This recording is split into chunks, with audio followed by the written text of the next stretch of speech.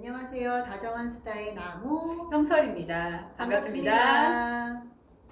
네, 오늘은 저희가 요즘 넷플릭스 순위 10위 안에 올라와 있는 맨 끝줄 소년 네. 드라마에 대한 얘기를 해보려고 하는데요. 사실 저는 관심이 없었다가 네. 우리 형설이 너무 재밌다고 네. 한번 꼭 보라고 한번 해서 보라고.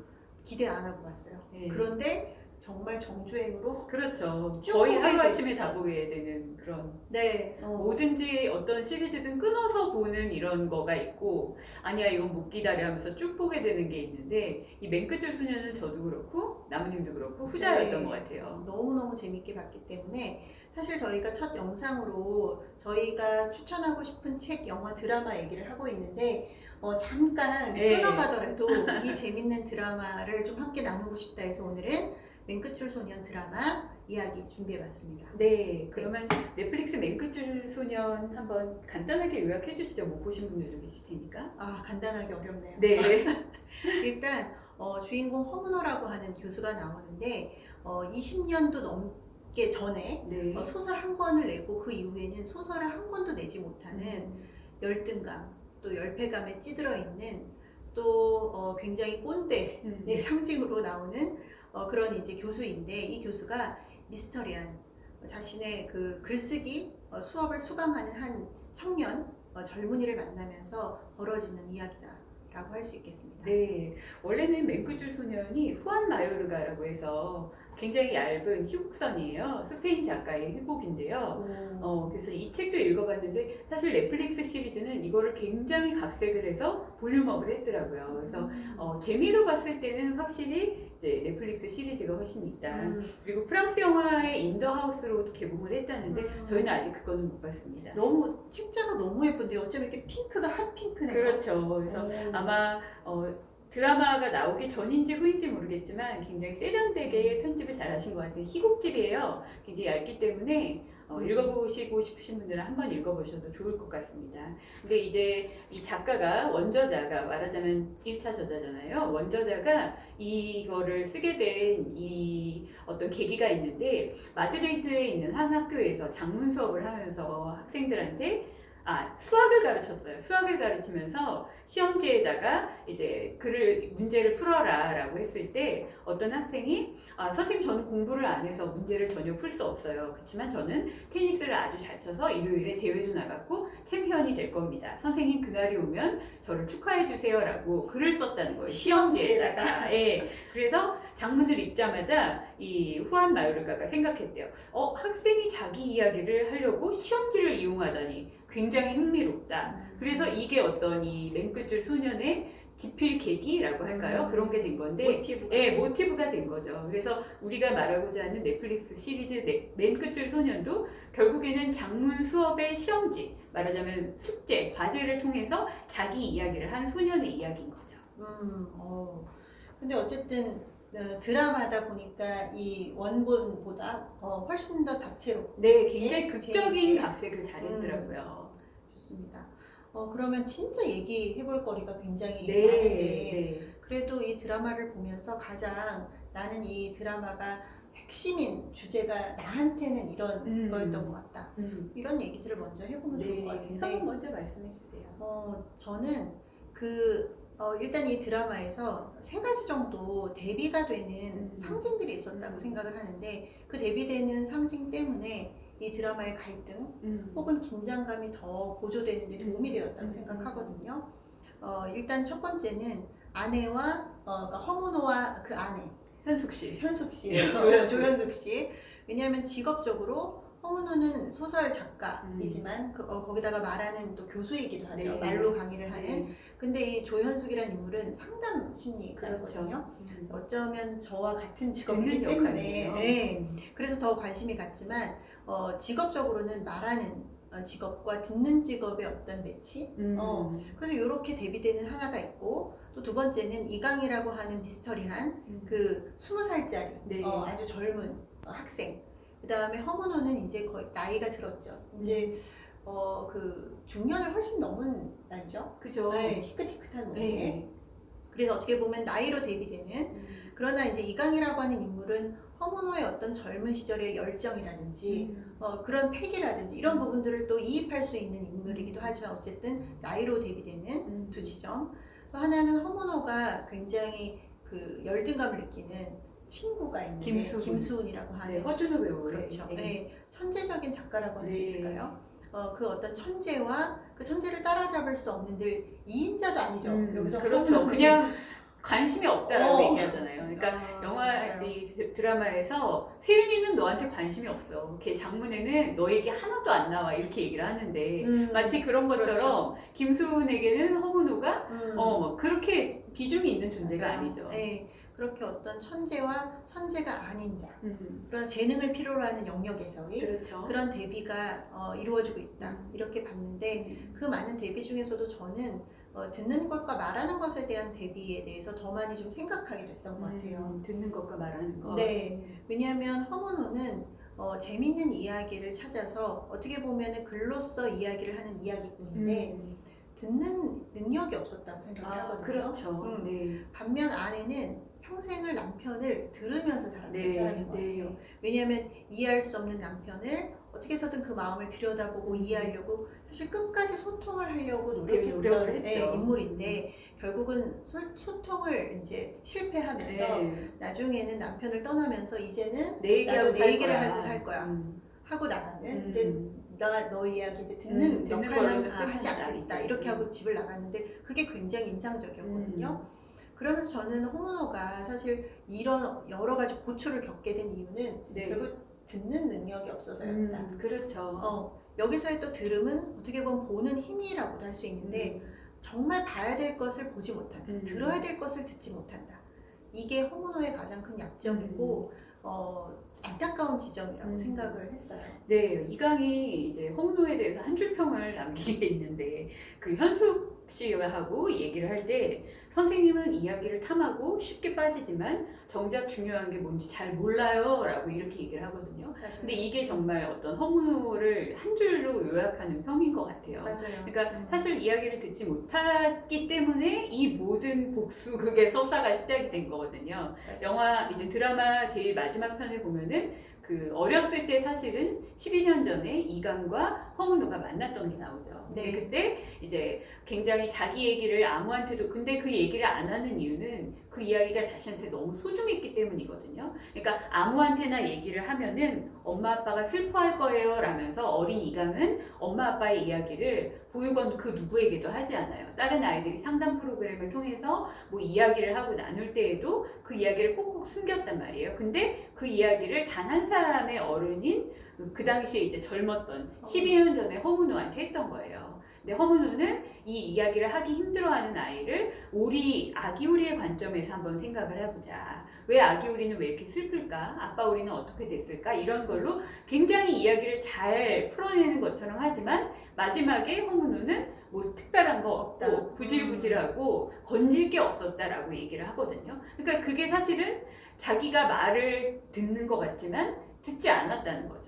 맞아요. 중요한 것을 이 아이의 마음속에 있는 정말 중요하고 소중하고 간절한 이야기에 대해서 전혀 들을 기가 없었다는 거죠. 심리학에서도 그래서 한 개인이 발달을 할 때 타인하고 관계를 맺는 어떤 차원에 대해서 얘기를 하거든요. 이 차원도 성숙의 정도가 있는 거죠. 그런데 감각적인 입장에서만 관계를 하는 사람들이 있고 그러니까 자기중심적인 관계 있겠죠. 그렇죠. 내가 듣고 싶고 보고 싶은 대로 듣고 보는 것 혹은 어떤 이야기들을 들을 때 내 중심에서만 그 이야기를 들어서 구성하는 것 이게 되게 낮은 단계의 어떤 대인관계일 것이고 근데 우리가 상호 주관성이라고 하는 개념이 있어요. 상담에서도 굉장히 중요한 개념인데 이거는 서로 다른 사람들이 서로 주체로서 인정하면서 예를 들어서 나의 이야기를 하지만 또 저 사람의 입장에서도 생각해 볼 수 있고 그래서 이제 그 사람의 이야기를 또 나의 관점에서도 생각해 볼 수 있고 그래서 다른 두 주체성 안에 공통된 어떤 공간이 생기는 거예요. 공감할 수 있는, 이해할 수 있는 이런 게 바로 상호 주관성이라고 하는데 이것이 대인관계에 있어서 되게 필요한 능력이고 소중한 지점인데 허문호는 이거를 발달시키지 못한 사람인 거죠. 그래서 결국 다른 사람의 이야기를 재미있는 이야기의 어떤 대상, 그 정도로 뿐이 할 수밖에 없는 인물이었기 때문에 결국에는 아내도 잃게 되는 그렇죠. 끝에는 그런 좀 안타까운 사연의 인물이 된 거죠. 네. 그래서 저는 듣는 힘에 대해서 많이 생각했던 것 같아요. 뭐 제가 상담자라서 많이 물론 듣는 직업이고 잘 들으려고 노력을 하지만 더 잘 들어야 되겠다라는 생각을 사소한 했고 이야기들도 놓치지 않고. 네.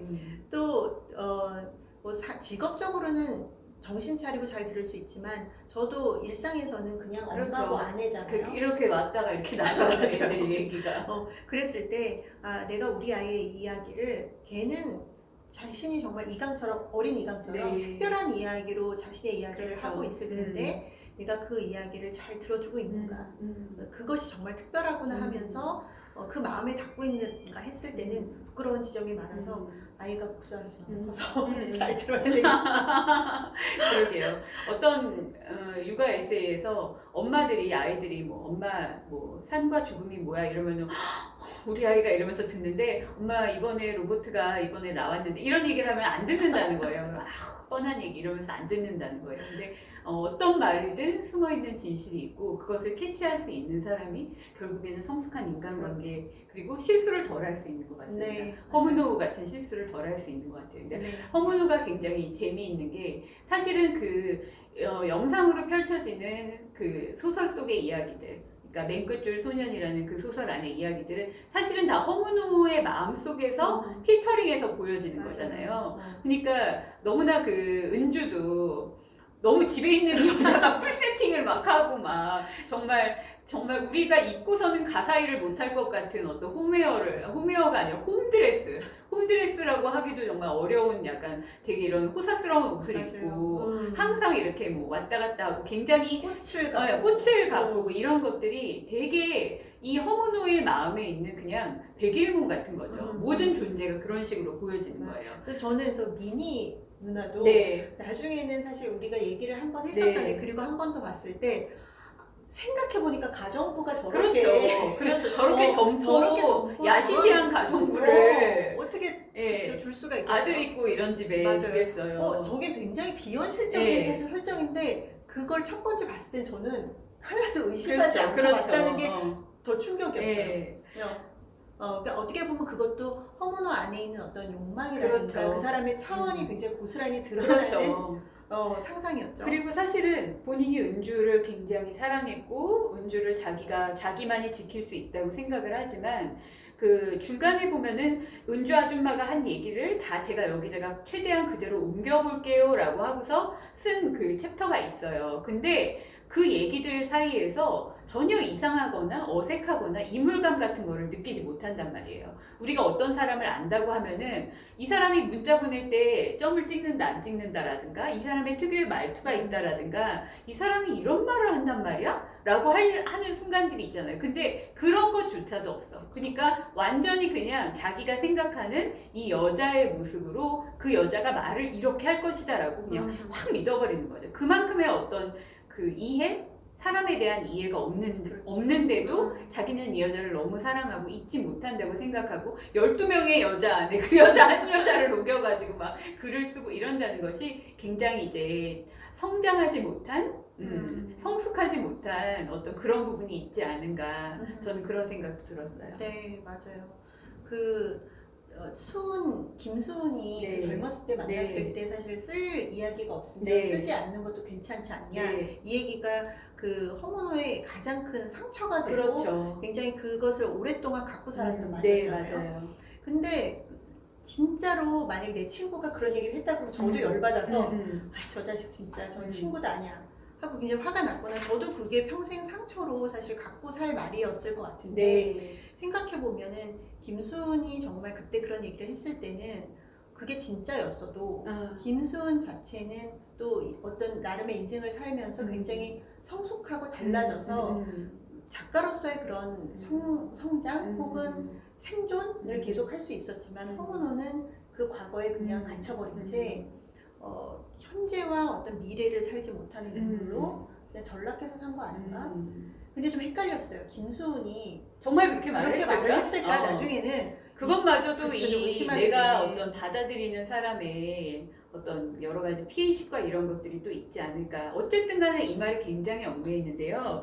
그 말을 곱씹고 1화 같은 경우는 그 말을 딱 곱씹고 그 플래시백 장면이 나오자마자 이제 자기가 글을 쓰려다가도 이러면서 이제 못 쓰게 되는 거예요. 근데 그 다음 장면이 강의를 하는 장면이거든요. 근데 강의를 하면서 그 젊은 베르트의 슬픔에 나오는 친구 알베르토를 얘기를 하는데 그 알베르토가 사실은 비렐름이랑 헷갈린 거라고 이강이 지적을 하잖아요. 그러니까 친구인 존재인데 사실은 알베르토는 베르테르가 사랑하는 롯데의 약혼자이고 질투와 동경과 열등감의 대상이잖아요. 그러니까 이 둘을 헷갈리는 거예요. 그게 굉장히 의미심장하다고 생각을 했거든요. 그러니까 이 김수우는 친구로서 동등한 관계이고 싶지만 이미 내가 사랑하는 여자와 결혼한 그리고 내가 사랑하는 문학과 이미 너무나 잘 되고 있는 질투와 열등감과 패배감의 대상이기도 하다는 거죠. 그러니까 이 헷갈림이 저는 되게 앞으로 나올 이야기들의 힌트 같다는 생각도 했었어요.